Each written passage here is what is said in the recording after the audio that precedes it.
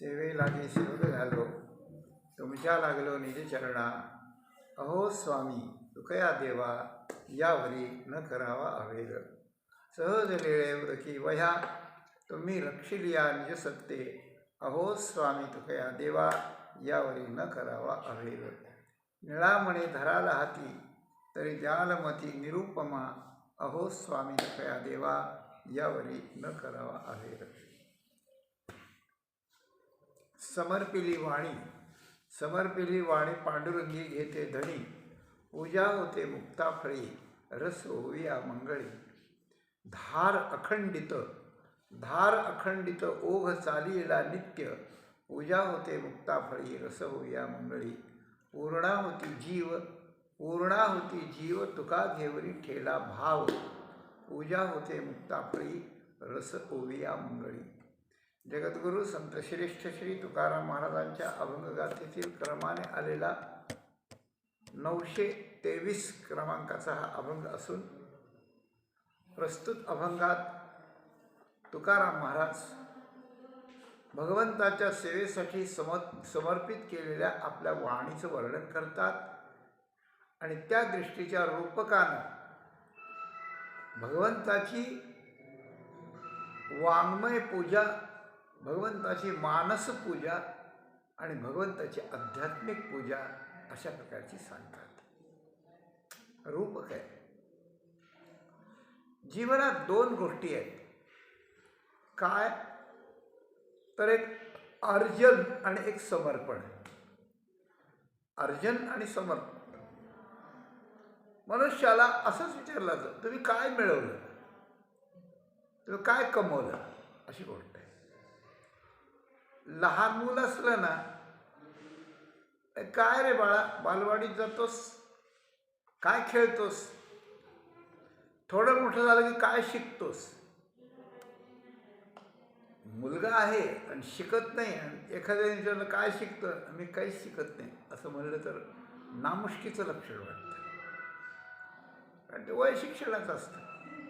उगा आम्हाला म्हाताऱ्या माणसाला तुम्ही काय शिकता असं म्हणत कोणी नाही म्हणत असं कोणी. कारण हे शिकायचं वयच नाही हो. ज्या वयात ते असतं ते काय करतात ते शिकायचं. थोडं मोठं झाल्यावर म्हणा काय करतात, काही सर्व्हिस करतात, काही धंदा करतात, काही नाही करीत बसूनच आहे घरी. ह्यात काय उपयोग आहे मग तुला? उपयोग नाही. त्याच्यापासून मोठं झालं की मग म्हणतात तुम्हाला मुलं बाळं किती आहेत, परिवार काय. असं जसं जसं वय वाढेल, जसजशी मनुष्याची योग्यता लक्षात येईल, जसजसं मनुष्य व्यक्ती पुढे दिसेल तसं त्याची चौकशी केली जाते. त्याच्याबद्दल माहिती घेण्यासाठी करता हे करावं लागतं. पण यात एक सूर असतोय.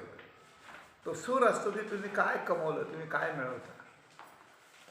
आणि तो जे सांगेल त्याच्याबद्दलची त्याची एक इमेज किंवा त्याचे एक व्यक्तिमत्वाचा ठसा आपल्या अंतःकरणात की खूप मोठा माणूस आहे बाबा, अरे बापरे मोठा माणूस आहे, हा एक मध्यम माणूस आहे आपला, आणि सामान्य माणूस आहे, काय याच्यात नुसतं कपडे घालून पांढरे कपडे घालून आला आहे इस्त्रीचे, एवढंच आहे याच्याबद्दल काही नाही. म्हणजे मनुष्याची योग्यता ठरताना मनुष्य किती कमवतो, कोणत्या प्रकारचं काय यानं मिळवलंय याच्यावर त्याचं अवलंबून असतं. हा माणसाचा स्वभाव झाला, सवय झाली, हा माणसाचा स्वभाव झाला. पण खरंच माणूस काहीतरी कमवण्याकरताच येत असतो जीवनात, काहीतरी मिळवण्याकरता येत असतो. काय मिळवणं? कालच आपल्याला येतं, तुका म्हणे ज्यावे सत्कीर्तीने भरले, संसाराला जिंकावं, शूरता मिळवावी. कमवणंच आहे ना, शूरता सुद्धा कमवणं आहे, पण सुद्धा जिंकणंच आहे. युद्ध जिंकणं म्हणजे शूरत्व, पण जिंकणं म्हणजे प्रतिज्ञा पुरी करणारा असं गोष्ट आहे.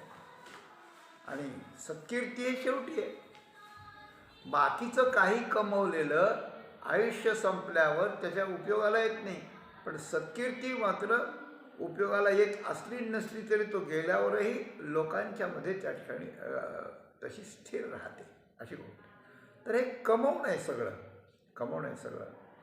पण माणूस एक विसरतो, मनुष्य जे जे कमवीत जाईल ते जास्त दुसऱ्याकरता असतं आणि जिवंत असेपर्यंत विशेषत्वानं असतं. पण असं काही कमवणं असतं की जे आपण असतानाही असतं आणि आपण नसतानाही असतं. असं काय असतं? तर पहिल्यांदा जे कमवलं आपण बोलतो त्याचं नाव आहे अर्जन. जीवनामध्ये अर्जित करायचं काहीतरी, अर्जित करायचं. पण व्यवहारातल्या अर्जनाला संत जास्त किंमत देत नाही. परिमी त्यासी न म्हणे संत जया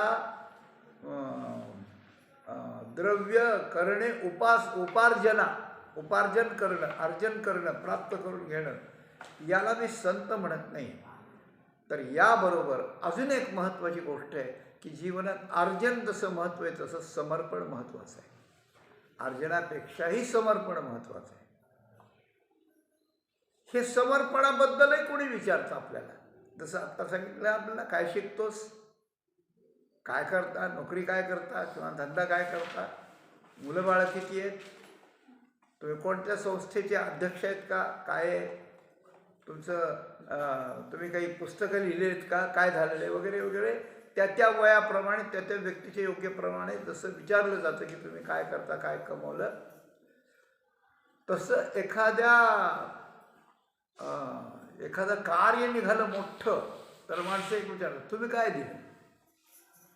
वर्गणी करायला लागले, लोकांना आपण म्हणायला लागलो की तुम्ही इतकं द्या, काम फार महत्त्वाचं आहे, तुमची परिस्थिती चांगली आहे, काय झालं नाही तुम्हाला, मित्र असे हे तुला काय बोका आलाय रे, दे असं म्हणतात.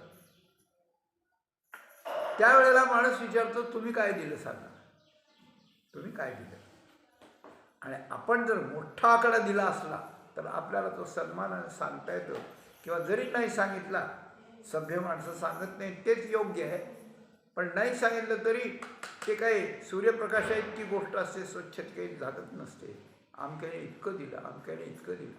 आता या राम जन्मभूमीच्या याला मोठे मोठे दाते पुढे आले आणि सगळ्यांनी भरपूर अशा प्रकारचं दिलं. तर आपण काय दिलं याला महत्त्व. आपण आयुष्य कशा करता दिलं हे त्याच्यापेक्षा महत्त्वाचं आहे.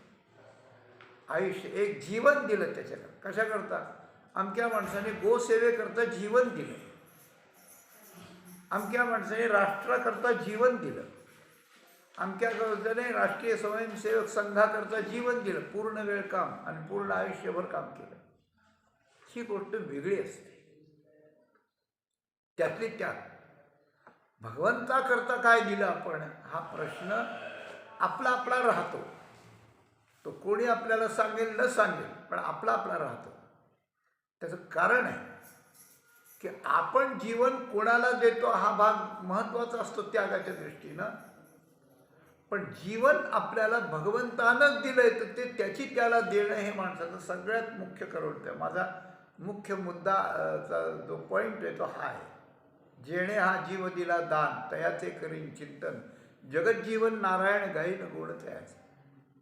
देवाकरता आयुष्य, देवाकरता वाणी, देवाकरता मन, देवाकरता सगळं. तर भगवंताकरता आपण काय समर्पण केलेलं आहे याला जास्त महत्त्व आहे. आणि अशा प्रकारचा माणूस जगामध्ये आदर्श असतो, योग्य असतो, स्तुती करण्याला योग्य असतो, पूजा करण्याला योग्य असतो, गुरु करण्याला योग्य असतो, समर्पण करण्याला योग्य असतो. म्हणून संतांचं महत्त्व जगात आहे. संतांची योग्यता आहे. तन मन धन दिले पुरुषोत्तम, आशा नाही कवणाची, तुका म्हणे तोस परिसाहुरी आगळा, काय महिमा ओरडू त्याची. ज्यांनी तन दिलं, ज्यांनी मन दिलं आणि त्यांनी धन दिलं, स्वतःची प्रॉपर्टी, स्वतःचं सगळं देवाला देऊन टाकलं. तन म्हणजे शरीर दिलं, देवाच्या कार्याकरता धन, देवाच्या सेवेकरता तन आणि देवाच्या चिंतनाकरता मन. कार्य, सेवा आणि चिंतन या तीन गोष्टी ज्यांनी दिल्या, पण आशा कशाशी त्यांनी कोणाचीच नाही ठेवली. देवाकडून सुद्धा देवाने मला असं करावं काहीच आशा नाही. करील न करेल त्याचं कर्तव्य त्याला, त्याची इच्छा त्याला, माझ्याकडून मी सगळं करूच राहिलो. म्हणून देवकार्याकरता धन, देवाच्या सेवेकरता शरीर आणि देवाच्या चिंतनाकरता मन ज्यानं दिलं. आणि त्याच्याबद्दल देवाकडून कुणा मी देवाचं करतो म्हणून तुम्ही मला मान दिला पाहिजे अशी लोकांकडूनही इच्छा नाही. देवाचं मी करतो मग माझं आरोग्य चांगलं राहिलं पाहिजे ही इच्छा नाही. आशा नाही कवणाची. पूर्ण निराश होऊन तन मन आणि धन हे ज्यांनी पुरुषोत्तमाला दिलं, तुका म्हणे तो परिसाहुनी आगळा. अरे परीस कमी पडतो त्याच्यापुढे, परिसाहुनी आगळा. काय महिमा वर्णन त्याचा महिमा वर्णन करण्याला जगाच्या शब्दसृष्टीमध्ये किंवा कोणत्याही कवीच्या प्रतिभेमध्ये शब्दाचा कोश नाही आहे. सगळ्यात लक्षात ठेवा, इतकी गोष्ट आहे. म्हणून भगवंताला आपण समर्पण काय करतो याच्यावर अवलंबून असतं. आता ऐका, आपण किती कमवलं तरी ते कमवणं दोन प्रकारात होतं. की एक नष्ट तरी होतं किंवा एक पुढं सरकत जातं. त्याची कमवण्याची परंपरा निर्माण होते.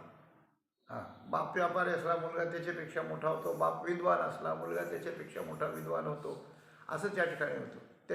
त्याचं सर्क्युलेशन होतं, त्याचं वाढत जातं किंवा संपून जातं व्यवहारातलं असलं तर. पण समर्पण हे संपत नाही. म्हणून जगद्गुरू तुकाराम महाराजांचा आदर्श हा आहे की त्यांनी काय समर्पण केलं आणि त्याचा फायदा जगाला काय मिळाला, अशी गोष्ट आहे. त्याचा फायदा जगाला काय मिळाला. जगाला मी आता सगळ्यात महत्त्वाचा फायदा समजतो. चुकीचा असेल माझं एखाद्या वेळेला. देहूला गेल्यावर आपण दर्शन घेतो, तुकाराम महाराजांची बीज साजरी करतो, त्यांचं कीर्तन करतो, हे सगळं झालं. परंतु सगळ्यात मोठा फायदा आहे की तुकाराम महाराजांची विचारधारा ज्यात ग्रथित केलेली आहे असा 4,500 अभंगगाथेचा ग्रंथ तुकाराम महाराजांचा जगाला मिळाला. म्हणजे त्यांची वाणी जगाला मिळाली हा त्यांच्याकडून जगाला सगळ्यात मोठी देण आहे. त्याचं कारण याचा आधार घेऊन, या वाणीचा, या विचाराचा, या अभंगाचा, या अक्षराचा आधार घेऊन आपल्याला एक एक पाऊल टाकता येतं. आपल्याला आपला एक एक जीवनाचा क्षण सार्थक करता येतो. आपल्याला आपला एक एक विचार शुद्ध करता येतो. आपल्याला आपला एक एक शब्द वापरताना त्या ठिकाणी संयमात आणता येतो.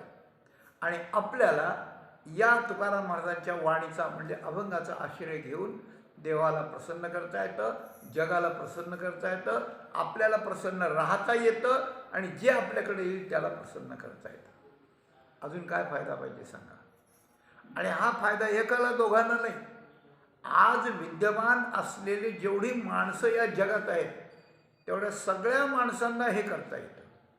इतकी देणे म्हणजे तुकाराम महाराजांच्या वाणीमुळे आज जगाच्या पूर्ण उद्धाराची व्यवस्था रेडी आहे, तयार आहे. हा फायदा आहे. हा फायदा कशामुळे आहे तर तुकाराम महाराजांनी आपली वाणी भगवंताला समर्पण केली आहे, हे त्याचं मूळ कारण आहे. विचार करू आपण, विचार करू. वाणी समर्पण केली. तुम्ही बघा ना, जगात बघा, तुकाराम महाराज राहू द्या लांब, जगात बघा, एखादा माणूस आपल्याशी बोलू लागला तर माणसं चर्चा करते, या धताल्याचं काय खरं आहे, हे नुसतं बोलत असतं, याच्यात काही चव नाही. अरे याच्या बोलण्यात काही तथ्यच नसतं. हा कधी खरं बोलतच नाही आणि हा कधी नीट बोलत नाही. तथ्य नसलेलं बोलणं, खरं न बोलणं आणि नीट न बोलणं, अशा प्रकारची जी माणसं असतात त्यांची वाणी ऐकली की कानाला विटाळ झाल्यासारखा होतो. कान झाकून टाकावे वाटतात. धुवून टाकता येत नाही कारण त्याच्यात पाणी जाईल म्हणून, पण ती ऐकू नये वाणी असं वाटतं. आणि एखादा माणूस असला की तो मोजकं बोलतो, बोलण्याची नाही, बोलो म्हणे जरी काही तरी तरी बोल कोणाही खुपेल ना. बोलता अधिकही निघे तरी ते कोणाच्या वर्मी न रिगे, कोणाशी न निघे शंका म्हणे. अशी गोष्ट. मांडिली कोठी हन मोडेल, वासिपे न कोणी उडेल, ऐकून ओवांडिल कोणी जरी तरी दुवाळी कोणा न व्हावी, भवई कोणाची न नुचलावी, ऐशी ऐशी जीवी चाड बोल. आणि जरी बोलो जाय तरी ऐकताय होय, परिस्ताय होय मायबाप. हे काय वर्णन आहे सगळं वाणीचं. ज्ञानलक्षणामधल्या या वाणीचं वर्णन अशा प्रकारचं आहे. एखादंच वाक्य बोलतो पण ऐकणाऱ्याला वाटतं माझी आईच बोलते का, माझा वडील बोलतात का, माझा हितकर्ता कोणीतरी बोलतोय, कोणी माझा कैवारी बोलायला आलाय असं वाटतं. त्याच्या बोलण्यातून प्रत्येकाचं हित असतं. एका बोलीले सर्वाही होईत, अनुद्वेग करम वाक्यम, अनेक ठिकाणी वर्णन आहे. त्याचं बोलणं हिताचं वाटतं, त्याचं बोलणं विश्वासाचं वाटतं, त्याचं बोललं की हे खरंच बोलतंय असं वाटतं. म्हणजे दुसऱ्याचं बोलणं आपल्याला नुसतं गोड लागलं पहिल्यांदा, मग ऐकावं वाटतं, मग कान देऊन म्हणून साईक वाटतं. ते गोड लागलं पाहिजे. मग कानाला गोड लागलं तर त्याच्यातून ते मनाला आवडलं पाहिजे, मग आवडीचं वाटलं पाहिजे, मग पटणारं वाटलं पाहिजे, मग बुद्धीला पटलं पाहिजे, बुद्धीला पटलं पाहिजे. आणि ऐकायला गोड लागून, मनाला आवडून, बुद्धीला पटून जेव्हा त्याच्या पुढे जातं त्यावेळेला ते विश्वासाला पात्र होतं की या बोलल्यावर विश्वास ठेवून आपलं कल्याण आपण करायचं. ते विश्वासाला पात्र होतं आणि त्याच्याही पुढे ते सिद्धांताला प्राप्त होऊन ते हृदयात जाऊन त्या सिद्धांतालाच हृदय पकडतं. ही त्याच्या बोलण्याची ताकद असते. आणि या ताकदीच्या कक्षात त्यानं जितकं ते वापरलंय बोलणं, त्यानं जितका अभ्यास केलाय लोकसंस्थेचा आणि त्याने जितकं देवाला समर्पण केलंय इतकं ते इकडं ते बोलणं प्रभावित होतं. अशी गोष्ट आहे, प्रभावित होतं. म्हणून समर्पिली वाणी पांडुरंगी घेते ढणी, हे जे तुकाराम महाराजांनी स्वतःच्या वाणीचं समर्पणाचे प्रकार पूजेच्या रूपकातून सांगितले. यातून आपण चिंतन करताना एक गोष्ट अशी केली पाहिजे, तुकाराम महाराजांची वाणी खूप मोठी असेल, देवाला समर्पण केली असेल, आपली वाणी छोटी आहे पण मनुष्यवाणी आहे, महत्त्वाची आहे. आपणही काही अंशात, आपणही काही काळात, आपणही काही अंशात भगवंतालाच वाणी आपली समर्पण करता आली पाहिजे. आपल्याला भगवंताबद्दल बोलणं झालं पाहिजे, भगवंताचं नामस्मरण झालं पाहिजे, भगवंताच्याबद्दल वर्णन असलेले अभंग किंवा काही कवन किंवा काही संगीतातलं असेल ते उच्च स्वरात प्रेमानं त्याच्या अर्थरूप होऊन आपल्याला गाता आले पाहिजे. रोज आपण दुसरे आम्हाला म्हणते, दुसरे पैसे देतात, प्रतिष्ठा म्हणून नाही, आपणच आपल्या छंदानं देवाकरता कुणी ऐकायला नसताना त्याच्यात आपल्याला रंगून जाता आलं पाहिजे. अशी गोष्ट आहे. रंगून जा. या कलियुगात भजनाचं जे महत्त्व आहे ते याच्याकरता आहे. दुसऱ्याकरता नाही आहे भजनाचं महत्त्व. संगीताच्या करता, विद्वत्तेच्या करता नाही, ते याच्याकरता. म्हणून आपली वाणी समर्पण करण्याची प्रवृत्ती आपल्याला व्हावी, या पद्धतीनं या अभंगाची आदर्शता आपल्याला घेता येते. तुकाराम महाराज म्हणतात, समर्पिली वाणी पांडुरंगी घेते धणी. एक अलौकिक चमत्कार सांगितला तुकाराम महाराजांनी याच्यात. काय सांगितला? आपण कोणती गोष्ट समर्पण करा की ती आपली राहत नाही. काय काय बोलतो मी, ऐका लक्षात ठेवून कृपा करून. आपण समर्पित, एखाद्याला मुलगी समर्पण केली, आपण जावयाला मुलगी समर्पण केली, प्रतिगृह्यताम प्रतिगृह्णामी झालं. नंतर तिला असं सांगता येत नाही की बाई आपल्या घरी फार अडचण आहे, 4 दिवसाकरता येतेस का तू? तुझी आई आजारी आहे, तुझी आई आजारी आहे, तुझी भाऊजाई डिलिव्हरीला गेलेली आहे, भाऊ पण कामात आहे, घरी कोणीच नाही आहे, 4 माणसं आहेत जेवायचे, 4 दिवस ये. त्यावेळेस ती म्हणते मी यांना विचारते, आणि ते जर तिचे म्हणले अजिबात जाता येत नाही तुला, तर तिला काही करता येत नाही. याचा अर्थ आपण समर्पिणी कन्या, बरं का, समर्पिणी कन्या समर्पण केल्यानंतर ती आपली राहत नाही. असं कोणतीही वस्तू आहे, एखादी वस्तू दान दिली तुम्ही संकल्प करून, 1 एकर भूमी मी तुम्हाला दान देऊन टाकली तुमच्या संस्थेला, असं करून जर पाणी सोडलं एकीकडं आणि तिकडं कागदपत्र तिकडे रंगले की बक्षीस दिलंय म्हणून किंवा दान केलं म्हणून, आणि इकडं आपण जर पाणी सोडलं तर ती वस्तू त्या जमिनीत पुन्हा पेरायला जाता येतं का? नाही जाता येत. त्या ज्याला आपण दिली जमीन, त्या जमिनीत त्याच्या परवानगीशिवाय पाय नाही ठेवता येत, अशी गोष्ट आहे. मग दिली वस्तू गेली, आपल्याला तिचा उपयोग नाही. पण वाणी नावाची वस्तू अशी आहे आणि समर्पण नावाची क्रिया अशी आहे, आणि ज्या देवाला दिली त्या देवाला देण्याची पद्धत अशी आहे. काय परत बोलतो मी, वाणी ही वस्तू अशी आहे आणि वाणीच्या समर्पणाची क्रिया अशी आहे, आणि वाणी ज्याला दिली तो असा आहे की ती त्याला दिल्यानंतरच आपल्याला सगळी वापरता येते. म्हणून समर्पिली वाणी हे समर्पण करण्याचं मोठेपण आहे. आणि पांडुरंगी घेते धणी, ही त्या ठिकाणी ती आपल्याला वापरता येते. पांडुरंगी घेते धणी म्हणजे पांडुरंगाचं नाम सतत घेऊन समाधानाला प्राप्त होते. आपण म्हणतो यांची वाणीच गेली म्हणजे काय झाले, मुके झाले.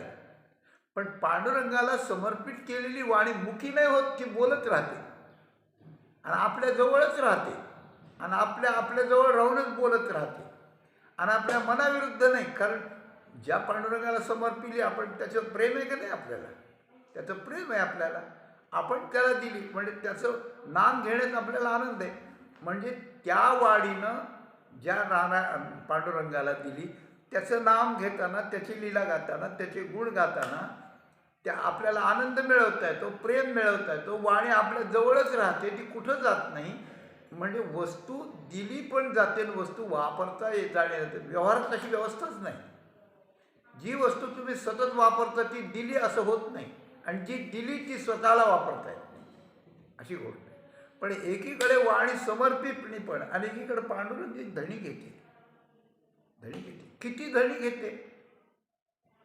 धणी शब्दाचा अर्थ एक तृप्ती असा आहे.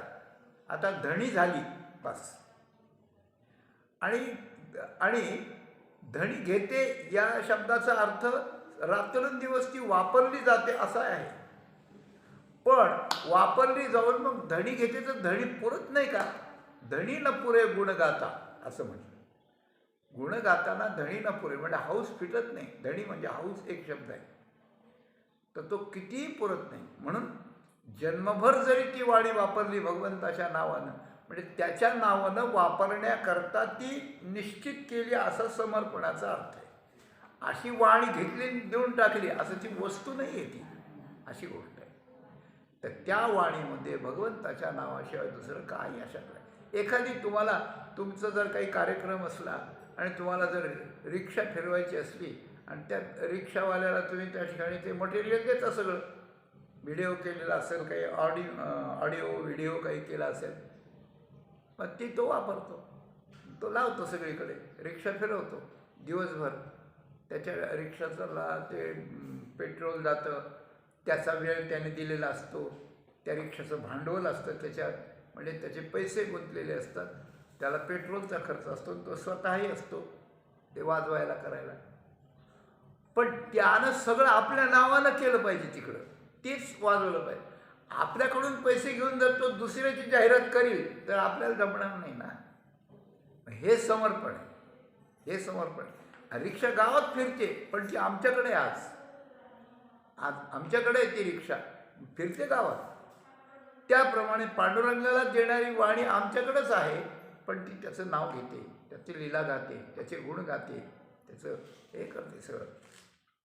तर घेते धणी. तर याचा अर्थ असा आहे की हौस पिटेपर्यंत मी जन्मभर भगवंताचं नाम लीला अशा प्रकारचं गातो. हे समर्पणाची हे आहे आणि मला त्यात खूप आनंद मिळतो, माझी त्यात हौस फिटते. आता पांडुरंगाच्या चरणावर माझं प्रेम असल्यामुळे, पांडुरंगाला वाणी दिल्यामुळे, त्याला समाधान झाल्यामुळे आणि त्याची कृपा झाल्यामुळे माझं प्रेम पांडुरंगावर आहे. ऐका बरं, खूप गमतीची गोष्ट आहे, सरळ आहे पण गमतीची गोष्ट आहे. पांडुरंगाचं माझं पांडुरंगावर प्रेम असल्यामुळे आणि त्याचं माझ्यावर प्रेम व्हावं या सदिच्छेने मी पांडुरंगाला वाणी समर्पण केली. तर ती वाणी, त्याचं वर्णन करणारी वाणी त्याला आवडते, म्हणून आपल्यालाही ती प्रेमाची वाटते. पुन्हा ती त्याला समर्पण केल्यामुळे तोही आपल्यावर प्रेम करतो. म्हणजे परस्पर प्रेमाचं आदान प्रदान करविणारी ही वाणी अशा प्रकारचं आहे. ही पांडुरंगाची धणी घेते. म्हणून मला त्याचा आनंद होतो की त्याचे नाम गुण मी गातो म्हणून. ती वाणी मलाही सुख देते आणि त्याला सुख देते. ती कशी सुख देते तर या वाणीच्या द्वारा त्याची पूजा केली जाते आणि आपली पूजा कोणी केल्यावर आपल्याला आनंद होतो, सुख वाटतं, त्याच्याबद्दल अनुकूल बुद्धी होते, सरळ गोष्ट आहे. तर या वाणीच्या समर्पणानं त्याची पूजा केली जाते. ती पूजा 3 प्रकाराने केली जाते, एकदम 3 प्रकारानं ती पूजा केली जाते आणि ही पूजा केल्यामुळे तो प्रसन्न होतो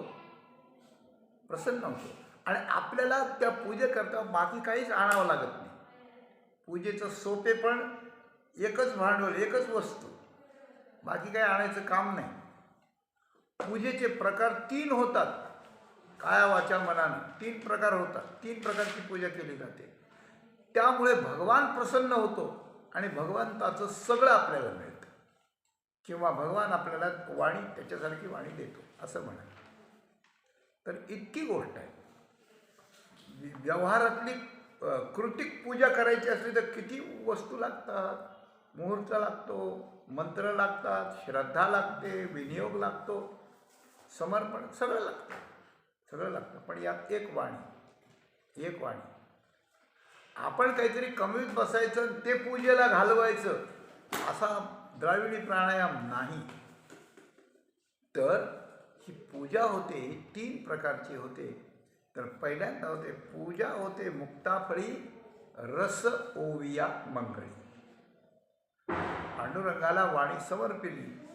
तर ती कशी समर्पिली तर ओव्या, दोहे, जे काय असेल ते त्याला त्या ठिकाणी म्हणायचं आणि त्याचं वर्णन करायचं आणि त्याच्यापासून कशाची इच्छा करायची नाही, म्हणजे ते वर्णनही त्याला समर्पण करून टाकायचं. ही पूजा आहे. तर ही पूजा पहिल्यांदा कशी तर देवाला समर्पण करण्याकरता, जसं षड्रस अन्न, पक्वान्न नैवेद्याला अशा प्रकारचं असतं, तसं पूजेला नाना प्रकारचे सुगंधी द्रव्य, नाना प्रकारचे रस, नाना प्रकारचे सुगंधी द्रव्य, नाना प्रकारचे रस आणि नाना प्रकारचे रत्नालंकार अशा प्रकारचे असतात. रत्न अलंकार असतात. थोडा नैवेद्य कोणी ठेवतं, मग काय स्नान घालायचं आणि काय धूप, दीप, नैवेद्य, फलन, तांबूल पंचोपचार पूजा असते. काहीतरी सुगंधी ओवाळायची, उदबत्ती वगैरे, दिवा ओवाळायचा, त्याच्यानंतर नैवेद्य असं तो ठेवायचा. अगदी पुरणपोळीचा नैवेद्य ठेवा किंवा साधा नैवेद्य ठेवा किंवा अगदी काजू बदाम मनुके असं काही नाही, तर खर्डी साखर काहीतरी ठेवायचं नैवेद्य. त्याच्यानंतर फल, त्याच्यानंतर तांबूळ, विडा. 5 उपचारांची पूजा. तशी किती 16 उपचाराची असते, 100 किती उपचार करा, पण कमीत कमी ठीक आहे, कमीत कमी 1 उपचार सुद्धा चालतो. नतमस्तक होऊन भावनेनं प्रणाम करायचा, एकोपचार पूजा म्हणतात याला, अशी गोष्ट आहे. किंवा नाम ही पूजा आहे. नाम ही पूजा. तुझ्या नामाची सकळ पूजा अर्चन मंत्रमाळ धूप दीप नैवेद्य फळ तांबूळ वाहू पुष्पांजळ तुका म्हणजे सगळं आलं त्या. तर ही जी पूजा आपण करतो, त्या पूजेत धूपदीप नैवेद्य हे सगळे पूजा करतात. पण विशेष जर राजोपचार पूजा असेल तर त्याच्यात सुवर्ण रत्न हेही वाहिलं जातं. तुकाराम महाराजांना म्हणायचे की माझी ही पूजा आहे ना, ती एकोपचार पूजा नाही, ही पंचोपचार नाही, धूपदीप नैवेद्य इतकी पूर्ती नाही, तर रत्नालंकाराची जशी राजोपचार पूजा असते अशी होते. त्याचं कारण मी ज्या रसयुक्त मंगल फल देणाऱ्या अशा ज्या ओव्या म्हणतो किंवा असे जे अभंग म्हणतो, असे जे चरण म्हणतो, हीच कोणी मुक्ताफळ आहे. ते मोती आहेत. हे मोत्यांचं आणि त्या ठिकाणी बरसात मी करतो. मोत्याचे अलंकार देवाला घालतो, मोत्याचे अलंकार. आणि अशी म्हणण्याची पद्धत आहे का नाही आपल्याकडे, अहो तुमचं अक्षर किती सुंदर आहे, मोत्यासारखं अक्षर आहे तुमचं. मोती जशी असे लाईटशीर मांडावेत तशी अक्षर आहेत तुमची. हां, म्हणून अक्षर हे खरंच माणिक मोती आहे, खरंच माणिक मोती आहे. ती माणिक मोती जड आहेत आणि चेतन माणिक मोती आहे, अशी गोष्ट आहे. म्हणून रस होते, पूजा होते मुक्ताफळी, रस ओविया मंगळी. ज्या ओवियामध्ये मांगल्य आहे, पवित्र देणं आहे, पवित्र करणं आहे, ज्या ओव्या गायल्यानंतर मनुष्याचं सगळं पाप जाऊन मनुष्य पवित्र होतो.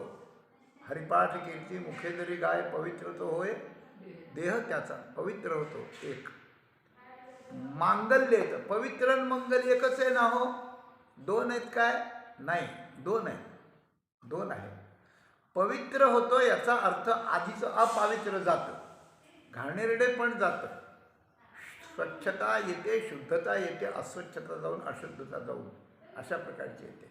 आणि मंगल शब्दाचा अर्थ ज्याचा योग आणि क्षेम किंवा असं म्हणतात त्याप्रमाणे मंगल म्हणजे आपल्याकडे मांगल्याची प्राप्ती होते, मांगल्याची प्राप्ती होते. आपल्याला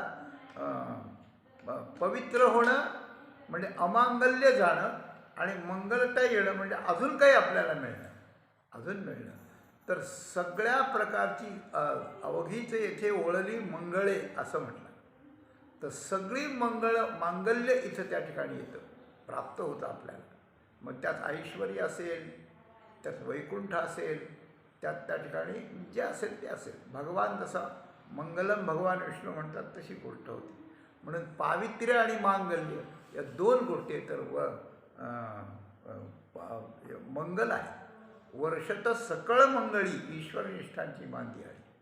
हे नामाचं वर्षाव करतात, उपदेशाचा वर्षाव करतात. म्हणून काय रस ओविया मंगळी, रस ओविया मंगळी. तर पवित्र करणारं, मंगल करणारं आहे. आणि रस म्हणजे रसवैसा आनंद देणार आहे, आत्मानंद, मोठा आनंद प्रदान करणारी आहे. भजन म्हणायला लागलं की रस ओविया मंगळ्या 3 गोष्टी होतात. मुक्ताफळी हे ऐश्वर्याचं लक्षण, रस हे आनंदाचं लक्षण, ओवी ते आनंदानं गाण्याचं लक्षण, आणि मंगळी म्हणजे सगळी मंगळ आपल्याला त्या ठिकाणी प्राप्त होतात. तर अशा मंगल ओव्या, रसरूप ओव्या गात असताना हे गात असतानाच ही मुक्ताफळाची, याच मुक्ताफळाची पूजा अशा प्रकारचं होते. तर आपण कायेनं पूजा करीत असतो, कायेनं पूजा करीत असतो. त्याच्यानंतर काय? त्याच्यानंतर असं आहे की मानसिक पूजा आहे, मानसिक पूजा आहे. त्याप्रमाणे आपण ज्या वेळेला भगवंताला मंगळ ओव्याने गात असतो त्यावेळेला आपल्या त्या अर्थाच्या आकाराची मनोवृत्ती होते मनाची, आणि त्या मनाच्या वृत्तीतून सारखं अनुसंधान सुरू होतं, ध्यान लागतं. मकर कुंडले तळपती श्रवणी कंठी कौस्तुभमणी विराजित असं जेव्हा येतं आपल्याला म्हणायला, त्यावेळेला मकर कुंडल श्रवणात तळपत असताना ज्या कानात ती घालते ते गोल गरगरीत कर्णशष्कोले आपल्या ध्यानात येतात. कुंडलाची दीप्ती ध्यानात येते की सूर्याला लाजविणारी दीप्ती आहे, कानी कुंडलाच्या दीप्ती तेज लोभला गवसते अशी दृष्टी येते. ती त्या कुंडलाची प्रभा ज्या गालावर भगवंताच्या पडलेली आहे, त्या सुंदर अशा प्रकारच्या तुळतुळीत असलेल्या भगवंताच्या आणि सावळ्या वर्णाच्या गालाची आभा आपल्या लक्षात येते. त्या गालावरती पडली म्हणून त्या गालावरचं स्मित हास्य, त्याच्यावर छोटीशी खळी पडण्यामुळे ते अलौकिक दिसतं, त्याची हे येते. तीच प्रभा जेव्हा गालावरून ओठावर येते त्यावेळेला दोन्ही ओठाच्या जोडावर अशा प्रकारचं असं लाली जी पसरलेली असते त्या लालीचं दर्शन आपल्याला होतं. तोच कौस्तुभ पाहताना हनुवटी आपल्या लक्षात येते, आणि एक एक लक्षात येता येता सगळाच परमात्मा लक्षात यायला लागतो. म्हणजे भगवंताच्या ओव्या गाताना त्या गाण्यात रस ओव्या मंगळी आहे तर ती पूजा होते मुक्ताफळाची, म्हणजे वस्तू समर्पणाची, कृतीची पूजा होते. आणि त्या कृतीच्या पूजेबद्दल बरोबरच या मनोवृत्तीची पूजा होते. म्हणजे असं ध्यान लागलं की मनाची वृत्ती सारखी धावत असते, अशी गोष्ट आहे. वृत्ती राखा पायापाशी म्हटलं तर मनाच्या वृत्तीची पूजा आहे.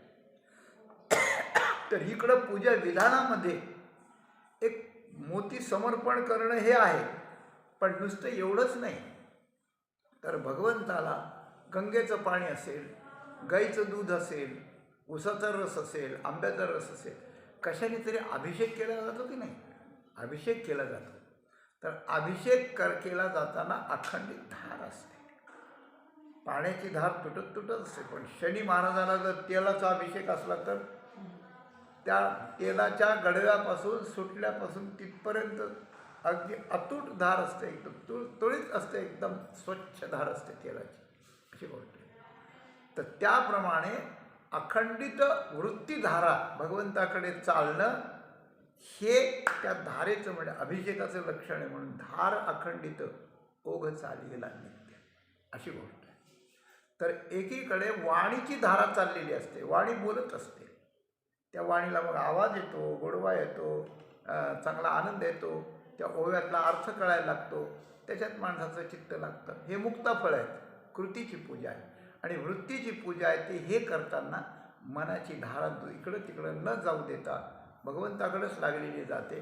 मग त्याचं ध्यान लागतं, मग त्याची एखादी लीला आठवते. मनात जे काय चालतं ती मनाची एक धार आहे एक प्रकारची.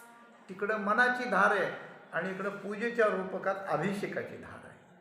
अभिषेकाची धार, वरती अभिषेक पात्र लावलेलं असतं, खाली महादेवाची पिंड किंवा काय असतं, आणि त्याच्यातून एक बारीक धार सारखी चालत असते. ती अखंड असते, ती खंडू द्यायची नाही. पूजेत दोनच गोष्टी, दिवा विझू द्यायचा नाही आणि धार खंडित होऊ द्यायची नाही, आणि अनुसंधान तुटू द्यायचं. अभिषेकाची धार, मनाचं अनुसंधान आणि दिव्याची ज्योत, या तीन गोष्टी कायम असल्या पाहिजेत. हां, मग थोडं लक्ष दिलं तरी इकडं तिकडं होतं, थोडं लक्ष तर द्यायचंच नाही, एकाग्रच असायचं, पण अशी गोष्ट आहे.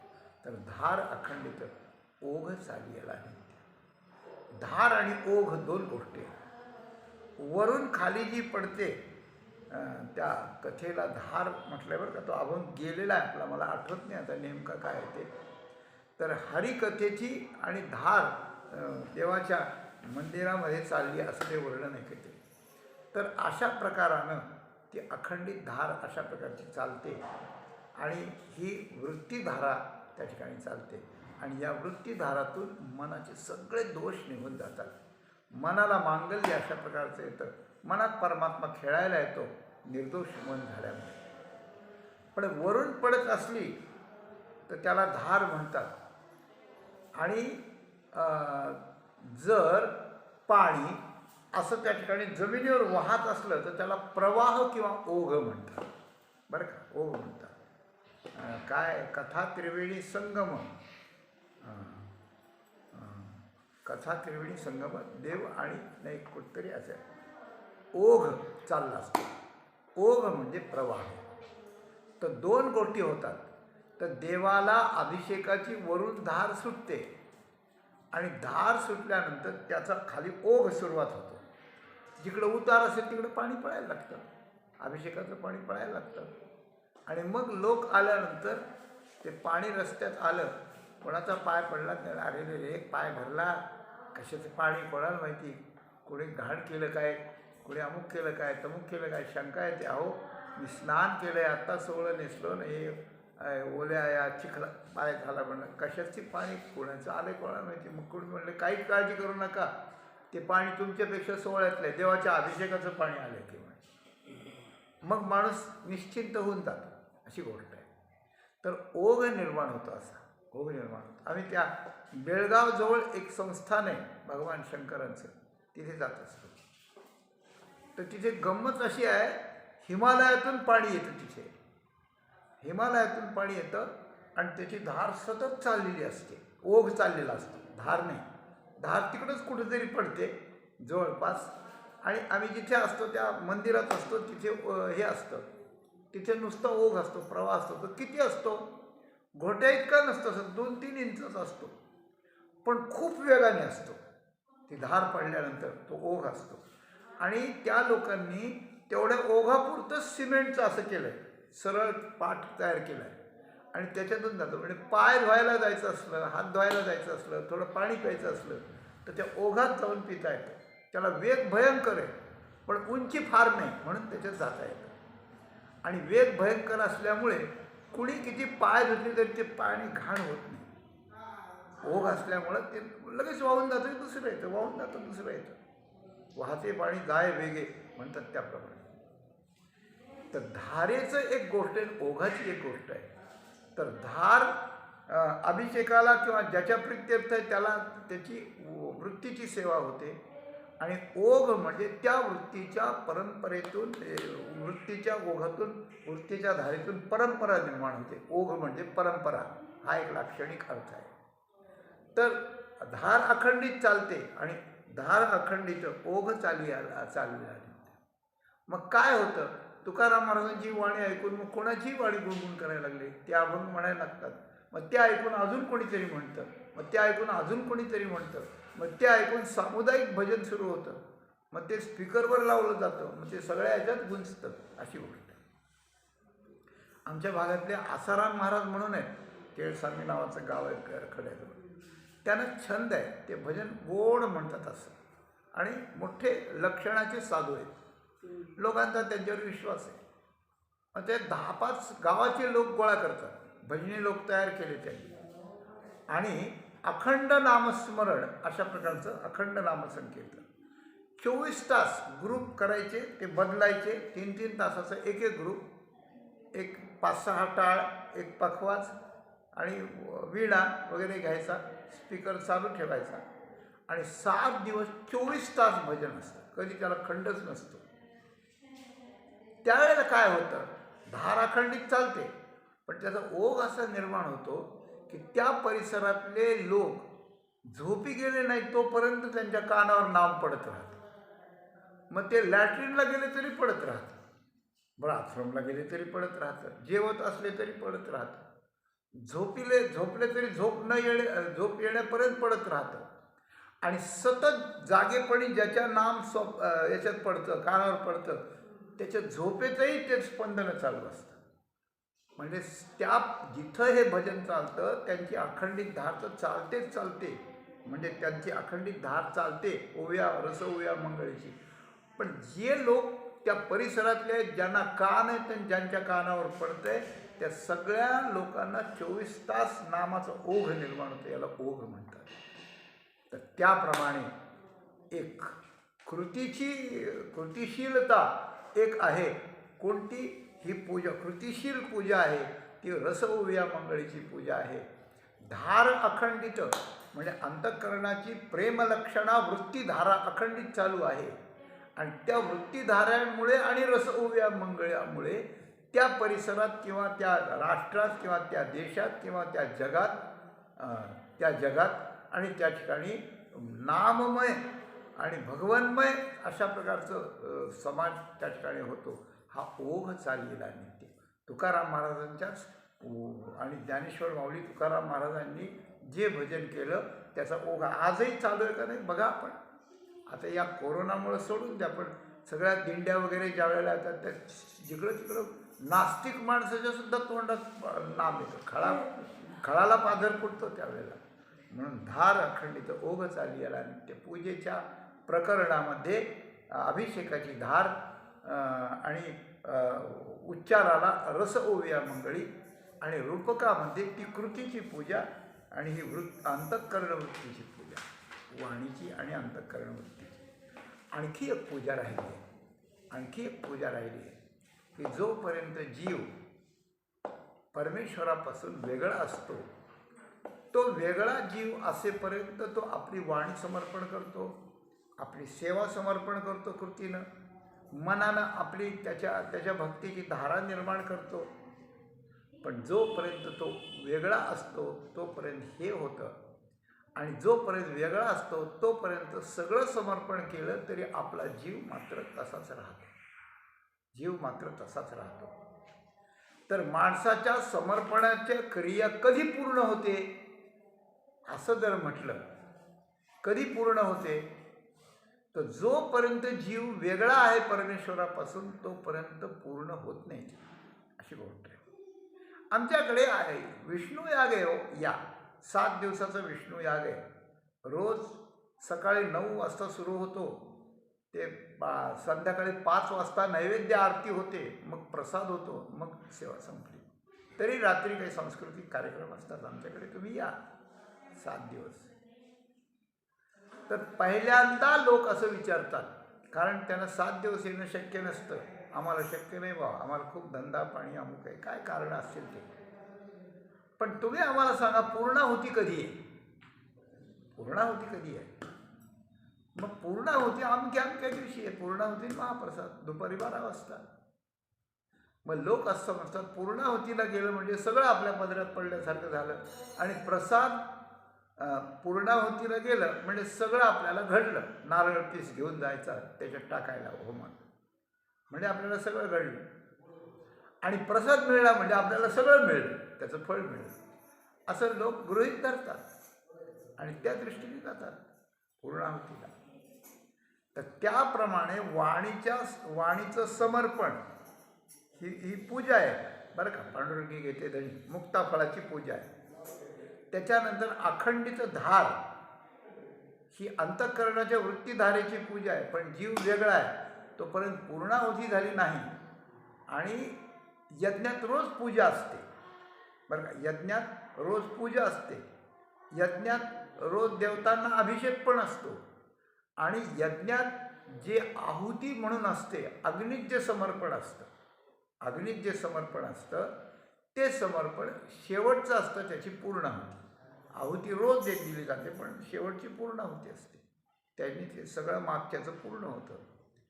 तर ही पूर्णाहुती जेव्हा समर्पण केली जाते त्यावेळेला यजमानाच्या जवळ समर्पण करण्याला काहीही राहिलेलं नसतं. त्यांनी सर्वस्व समर्पण केलं अशी सिद्धी असते त्याची, अशी गोष्ट आहे. तो विश्वजित नावाचा यज्ञ आहे बरं का. विश्वजित नावाचा यज्ञ आहे बरं का. तर तो यज्ञ अनेक क्षत्रियालाच राजालाच करता येतो, सार्वभौम राजाला करता येतो. तो विश्वजित नावाचा यज्ञ रघुराजानं त्या ठिकाणी केला होता. की त्यात काहीच शिल्लक ठेवलं जात नाही. म्हणून तो कौत्स नावाचा वैशंपायनाचा शिष्य जेव्हा आला होता तेव्हा या राजाजवळ काहीच नव्हतं, मातीचे भांडे होते. आणि मग त्याने म्हणलं तुम्हाला काय पाहिजे? तो म्हणा काहीच नको मला, कारण तुझ्याजवळच काही नाही आता, तर तू काय देणार आहे?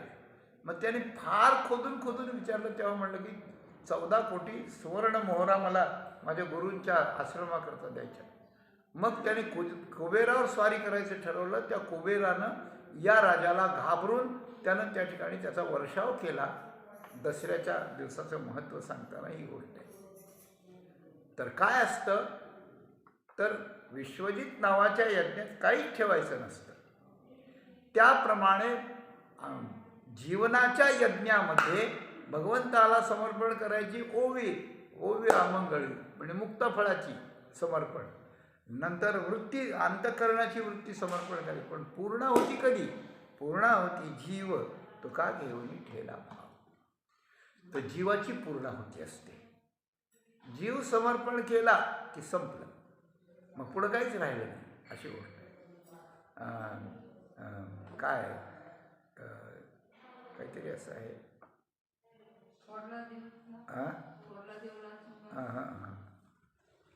तर शेवटी माणसानं जीव समर्पण करायचा. काया वाचा मने जीवे सर्वस्वे उदार, बापरखमा देवरू विठ्ठलाचा वारिक. पहिल्यांदा शरीर समर्पण करायचं सेवेनं, वाचा समर्पण या पद्धतीनं, मन समर्पण करायचं धार अखंडित, आणि शेवटी जीव राहतो. तो जीवही आपल्याजवळ नाही ठेवायचा. तो जीव भगवंताला समर्पण अशा प्रकारचा करायचा. भगवंताला आपला जीव भगवंताला जीवापेक्षा जास्त आवडतो, आणि आपल्याला भगवंताला जर जीवापेक्षा जास्त आवडतं असता तरच त्याला समर्पण करता येतं. तुझी आड वाही नका देवराया, बहु आवडसी जीवापासून या. भगवंताला आपला जीव आवडतो केव्हा आपण जीव समर्पण करू तेव्हा, पण त्याकरता आपल्या जीवापेक्षा भगवंत आपल्याला आवडत असतो तरच जीव समर्पण केला जातो. आणि असा भगवंताला आपण आपल्या जीवापेक्षा जास्त आवडून जीव समर्पण करण्याची योग्यता आपल्याला जेव्हा येते, तो जीव भगवंताला आवडतो. आणि त्यावेळेला दोघांचा जीव एक जीव होतो, एकरूप होतो. त्याचं कारण तो अगोदरच एक रूप असतो. म्हणजे जीवात्मा परमात्मा दोन्ही एकरूप आहेत. ती एकरूपता जीवाकडून त्याच्या मनपूर्वक समर्पणाशिवाय होत नाही. आणि समर्पणानं झाल्यानंतर भगवान त्याचा स्वीकार करतो, आपल्या जीवाशी जीव मिळवून घेतो. गोडीशी गोडी मिळवली गेली अशी गोष्ट होते. आणि ही जी पूजा आहे ही आध्यात्मिक पूजा आहे, अधिक आध्यात्मिक पूजा आहे. एक ओविया मंगळीची वाणी पूजा, एक अखंड वृत्तीधारेची अनुसंधानाची मानसिक पूजा मनपूजा आहे, आणि एक जीव समर्पणाची पूर्णाहुती पूजा आहे. या तीन पूजेची सुरुवात वाणीच्या पूजेने. आणि या तीन समर्पण जेव्हा झाले, सुरुवातीला आपल्याला सांगितलं की अर्जन आणि समर्पण. तर समर्पण अर्जनापेक्षा मोठं आहे. त्या समर्पणात हे तीन मोठे आहेत. आणि त्यात शेवटचा पूर्णाहुती जीव. तर जीव समर्पण केला, आणि सगळं समर्पण केल्यानंतर ऋत्विजांच्याकडून म्हणजे वैदिक याज्ञिक करणाऱ्या ब्राह्मणांच्याकडून जो प्रसाद मिळतो, ज्याला एकीकडे पूर्णांश म्हणा किंवा यज्ञाचा प्रसाद म्हणा. यज्ञाचा प्रसाद म्हणजे खाण्याची वस्तू असते. नारळ असतं, काही असतं, अजून जे पदार्थ असतात, सुकामेवा असतो, काय असतं, जे असेल ते फळं असतात. ते सगळे फळं, या सगळ्या यज्ञाचं फळ आम्ही तुम्हाला देतो म्हणून ते ब्राह्मण मंत्रून आपल्या देतात. आणि मग यजमान घेतो आणि यजमान पत्नीच्या ओटीमध्ये टाकतो. हे त्याचं फळ घेतलं आहे. तर हे फळ तो त्या ठिकाणी देतो. तर या फळात सगळं काही असतं, समर्पण केलेलं असतं. पण हे फळ म्हणजे यज्ञनारायणानं भगवंताला दिलेलं असतं. तर भगवंताला यज्ञ समजून जर हे सगळं समर्पण केलं आहे, तर तो भक्ताला प्रसाद काय देतो? तर तुकाराम महाराज म्हणतात, ओविया मंगळीची पूजा, धार अखंडित अभिषेकाची पूजा आणि पूर्णाहुती जीवाची ही पूजा, ही समर्पण केल्यानंतर तुका घेऊन ठेला भाव. तर तुकाराम महाराजांना यज्ञनारायण रूप भगवंतानं प्रसाद काय दिलाय? यज्ञाचा शेवटचा प्रसाद काय दिलाय? तर भाव दिलाय. कुठला भाव दिला? याने तो भाव समर्पण केला, त्या सगळ्या पूजेत भाव गेला नाही. भूती भगवत भाव मात्रा सहित जीव निरंजनी ठाव आ? अद्वैती तो ठाव निरंजनी एकला. तर मी भगवंत आहे अशा प्रकारचा जो भाव आहे, अशा प्रकारचा जो भाव आहे, म्हणजे भगवंतत्वाची भावना जी आहे ती त्याच्यातून भगवान अशा प्रकारचं देतो आणि जीव राहत नाही, जीव परमात्म स्वरूप होऊन जातो. आणि परमात्म स्वरूपाची जाणीव किंवा परमात्म स्वरूपाची अनुभूती त्याला येते. तर तुकाराम महाराज म्हणतात की हा तुका आधी समर्पणीवाली त्यांनी पांडुरंगाने धणी घेतली, त्यामुळे मुक्ताफळाची पूजा झाली, रस उव्या मंगळी मुक्ताफळाची पूजा झाली, अखंडित धार झाली आणि त्याच्यानंतर पूर्णाहुतीचा जीव समर्पण केल्यानंतर त्यानंतर भगवंताचा भगवत भाव, भूती भगवत भाव, सगळीकडे भगवत भाव, आपण या सगळं माते जाणावे गा, ही भगवत भावनेची अनुभूती, हाच पुरोडाश किंवा हाच प्रसाद देवानं मला दिला आणि तुका हा घेऊन ठेला, घेऊन शांत निवांत राहिला, तुका हा प्रसाद घेऊन निवांत राहिला.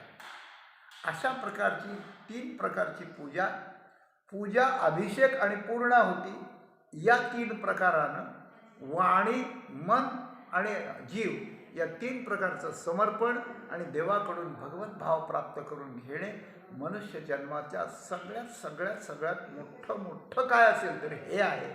ते तुकाराम महाराजांनी केलं. आपल्यालाही तेच करायचं आहे. हळूहळू त्यांचा आदर्श घेऊन आपण हे करूया आणि भगवंताकडून अशाच प्रकारचा प्रसाद ग्रहण करून आपली जीवन यात्रा आपण सफल करावी, हा तुकाराम महाराजांचा संदेश आपल्याप्रती पोचवून सेवा माऊलींच्या चरणी समर्पण करून आपण